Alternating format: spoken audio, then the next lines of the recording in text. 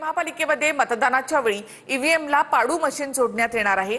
मतदाराला मोठ्या डिस्प्लेवर याची माहिती दाखवणं हा मुख्य उद्देश असल्याची माहिती आहे। तर पाडू मशीनबद्दल राजकीय पक्षांना माहिती का दिली नाही असा सवाल राज ठाकरेंनी केलाय।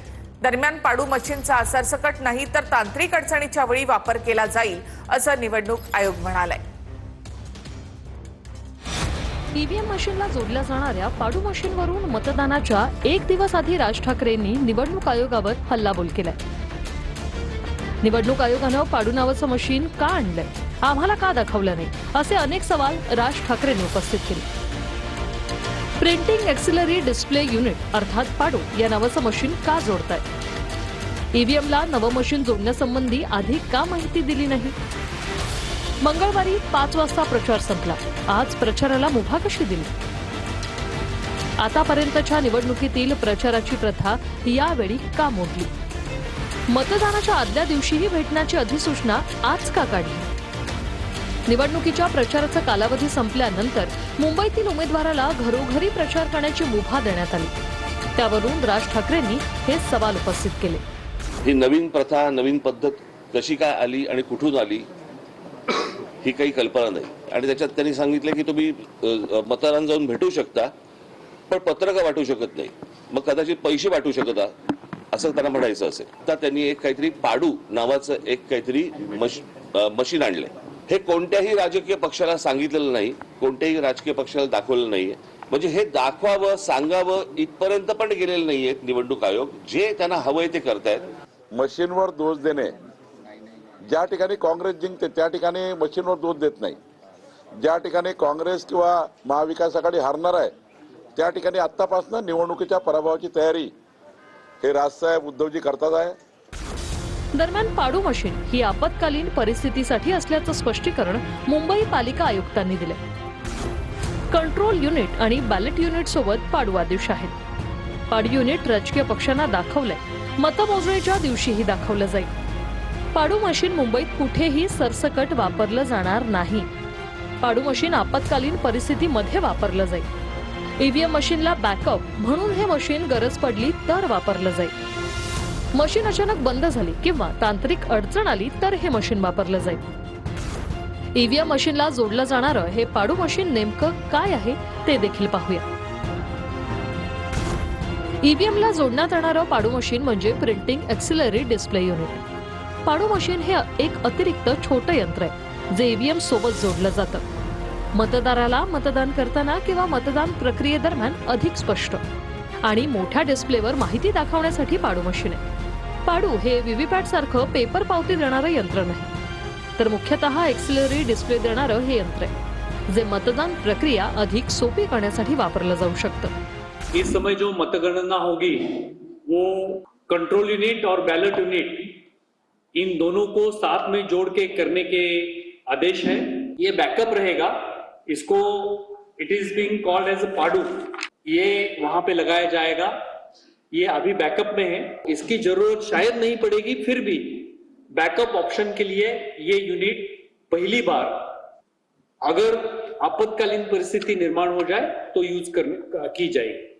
तर मुंबई महापालिका निवडणुकीमध्ये महायुतीला पूर्ण बहुमत मिळणार आणि 27 महापालिकांमध्ये महायुतीचाच महापौर होणार असा विश्वास मुख्यमंत्री फडणवीसांनी व्यक्त केलाय। सोबतच महापालिका निवडणुकीच्या निकालानंतर भाजपच मोठा पक्ष हे पुन्हा एकदा अधोरेखित होईल असं फडणवीस म्हणाले आहेत। त्यामध्ये प्रचंड आम्हाला प्रतिसाद मिळालाय। मुंबईमध्ये मला असं वाटतं की आतापर्यंत जे काही निकाल आले त्याहीपेक्षा चांगला निकाल या निवडणुकीत येईल। आमच्या महायुतीला मुंबईमध्ये पूर्ण बहुमत मिळेल। आम्ही पुण्यात जिंकू, आम्ही नाशिकला जिंकू, आम्ही नागपूरला जिंकू, आम्ही पिंपरी चिंचवडला जिंकू।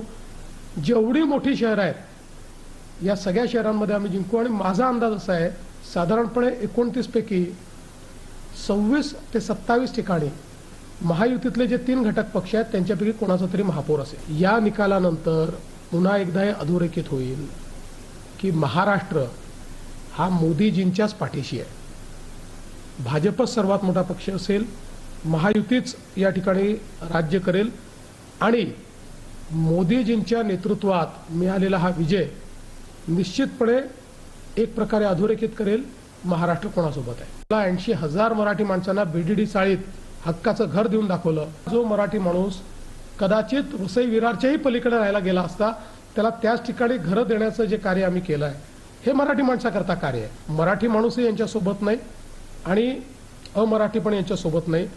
मराठी माणसाला गृहीत धरून यांनी हा जो प्रयत्न केला हा पूर्णपणे अयशस्वी झालाय.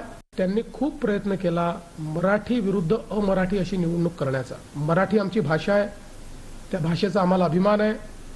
त्या भाषेचं त्या ठिकाणी विकास झाला पाहिजे, कल्याण झाला पाहिजे. मराठी माणूस हा महाराष्ट्रामध्ये सुरक्षित असला पाहिजे, त्याचा विकास झाला पाहिजे, याबद्दल कुठलं दुमत असू शकत नाही. मुंबईतनं मराठी माणसाला 25 वर्षात पलायन करावं लागावं आणि तुम्ही नुसते त्या ठिकाणी वल्गना कराव्या हा मराठी माणसाचा विकास नाही आहे. किंवा कुठल्या तरी एखाद्या परप्रांतीय किंवा उत्तर भारतीय ऑटो ड्रायव्हरला 2 झापडा मारणे हा काही मराठी माणसाचा विकास नाही आहे. अविनाश जाधवांची 66 बिनविरोध नगरसेवकांच्या विरोधामधील याचिका हायकोर्टाने फेटाळलेली आहे. उमेदवार बिनविरोध निवडून आला असेल तरीही मतदारांसाठी नोटाचा पर्याय असावा अशी मागणी करण्यात आली होती. दरम्यान सुनावणीच्या दरम्यान हायकोर्टाने अॅडव्होकेट सरोदे यांना देखील सुनावलं. राज्यातल्या महापालिका निवडणुकीबद्दल मनसेच्या अविनाश जाधवांनी केलेली याचिका हायकोर्टाने फेटाळली. त्यामुळे बिनविरोध निवडून आलेल्या उमेदवारांना दिलासा मिळालाय. उमेदवारांच्या बिनविरोध निवडीला स्थगिती द्यावी. जोपर्यंत सुनावणी पूर्ण होत नाही तोवर ही स्थगिती कायम ठेवावी अशी मागणी अविनाश जाधवांनी केली होती. यावर कोर्टानं ही याचिकाच फेटाळली. तुम्ही चुकीचं वक्तव्य करत आहात, चुकीच्या मुद्द्यांवर तुमचा युक्तिवाद आहे, त्यामुळे आम्ही तुमची याचिका फेटाळतो असं हायकोर्ट म्हणालं. त्यांची याचिका होती आणि कोर्टात थोडंसं मिसकम्युनिकेशन झाल्यासारखं वातावरण होतं आणि त्याच्यामुळे आजची जी याचिका आहे ती कोर्टाने फेटाळली. पण दुसरी जी याचिका आहे की दबाव टाकून अर्ज मागे घेतले गेले, उमेदवारांना पैसे, ती याचिका 19 तारखेला आमची आहे आणि आम्हाला इलेक्शन नंतरही न्याय मिळण्याची अपेक्षा आहे. आम्ही पिटिशनमध्ये साधी मागणी केली होती की न्यायालयाच्या देखरेखीखाली ही चौकशी झाली पाहिजे आणि ही चौकशी 16 तारखेपर्यंतच होणं आवश्यक आहे. तर ती मागणी कोर्टाने मान्य करायला पाहिजे होती, न्याय्य होती, परंतु ती फेटाळून लावलेली आहे. राज्यातील 29 महापालिकांमध्ये एकूण 66 उमेदवार बिनविरोध विजयी झाले आहेत. यात भाजपचे 44, शिंदेच्या शिवसेनेचे 19, अजित पवारांच्या राष्ट्रवादीचे 2, इस्लाम पार्टीचा 1 उमेदवार बिनविरोध विजयी झालाय. आणि महत्वाची बातमी, ठाण्याच्या प्रभाग क्रमांक 3 मध्ये पैसे वाटप झाल्याचा आरोप करण्यात आलाय. अपक्ष उमेदवारांचे कार्यकर्ते पैसे वाटप करत असल्याचा दावा करण्यात आलाय. अपक्ष उमेदवार भूषण भोईर यांच्या कार्यकर्त्यांना पकडल्याचा दावा करण्यात आलाय. अपक्ष उमेदवार दत्ता घाडगे यांनी हा दावा केलाय. तक्रार देण्यासाठी अपक्ष उमेदवार दत्ता घाडगे आता कापूरबावडी पोलीस स्टेशनमध्ये दाखल झाले. मला सकाळपासूनच माहिती भेटली होती की प्रभाग 3 मध्ये हरिओमताल आणि तो पट्टा पैसे वाटप चालू आहे. गेले 1 तासपासून मी पूर्ण त्या प्रभागात फिरत होतो आणि त्या ठिकाणी टोटल 4 लोक होती. त्याच्यातला अजून एक मुलगा पळाला, तो भूषण भोईर यांचा मुलगा सुद्धा होता आणि त्याच्यातून 2 मुलांना मी पकडलंय. हे बघा, हे पैसे आहेत, हे पाकिटामध्ये भरलेले पैसे आहेत, खाली पाकिटामध्ये हे पैसे पण आहेत. हे लोक 5-5 हजाराची पाकिटं करून वाटत होती. ही कॅश आहे आणि हे त्यांच्याकडून रिकव्हर झालेले पैसे आहेत. आणि यांनी अगोदर पूर्ण फिल्डिंग लावून ठेवले. 2-2 गलीमध्ये मुलं उभा करून गेले. त्यांना समजल्यानंतर 2 पळाले आणि आम्ही यांना पकडलं आणि आता सध्या पोलिसांच्या स्वाधीन दिलेलं. ठाकरे बंधूंनी सहकुटुंब आज मुंबादेवीचं दर्शन घेतलं. यावेळी अरविंद सावंत, संजय राऊत हे देखील उपस्थित होते. उद्याच्या बीएमसी निवडणुकीसाठीच्या मतदानापूर्वी ठाकरे कुटुंबीय दर्शनासाठी आले होते. यावर राजकीय नटसम्राट वणवण मंदिरांमध्ये फिरतायत अशी टीका आशिष शेलार यांनी केली.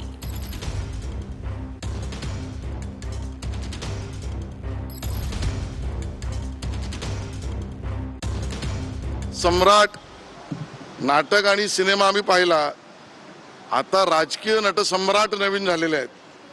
ते नेपथ्यही करतायत, सादरीकरणही करतायत, दिग्दर्शनही करतायत आणि आता त्याच्यात अभिनय सुद्धा करतायत. त्यामुळे राजकीय अगतिकतेतले आलेले नवीन नटसम्राट हे आता वणवण मंदिरात फिरतायत. यांचं विधान बिनडोकपणाचं असं आशिष शेलार यांनी म्हटलं. उमेदवाराला कुणाच्याही घरी जाण्याची बंदी कधीच नव्हती असं आशिष शेलार यांनी म्हटलंय. मंत्री आशिष शेलार यांनी राज ठाकरे यांच्यावर निशाणा साधलाय. पराभवाची कारणं शोधून राज ठाकरेंनी हे धंदे बंद करावेत असं आशिष शेलार यांनी म्हटलंय. यांच्या ज्ञानावर हसावं की रडावं आणि यांच्या अभ्यासावर हसावं की रडावं असं एका अर्थाने बिनडोकपणाची विधानं हे लोक करतात। राज ठाकरे यांना पुन्हा माझा सल्ला आहे की आपले सल्लागार हे आपल्याला फसवतायत। कोणाच्या घरी उमेदवाराला किंवा कोणाला जाण्यापासून बंदीच नाही, कधीच नव्हती।